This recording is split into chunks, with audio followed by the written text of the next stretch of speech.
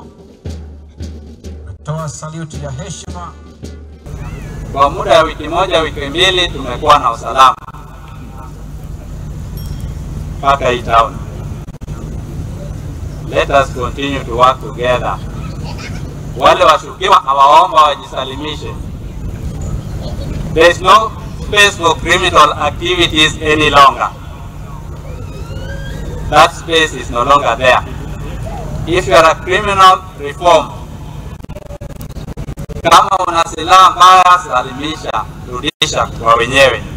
Ukae mwananchi mzuri. Usingoje mpaka usafirishwe kisheria. Because there are no two ways about it. We'll stamp our foot on matters security. We've had challenges as a county. Wakati karibu wote tulikuwa wageni, kwa na changamoto kule ya Winga, where we had some terrorists trying to invade our corner. Walijaribu kutuhangaisha kidogo kwa muda mfupi sana, but they were amateurs. I want to take this opportunity to congratulate our security officers,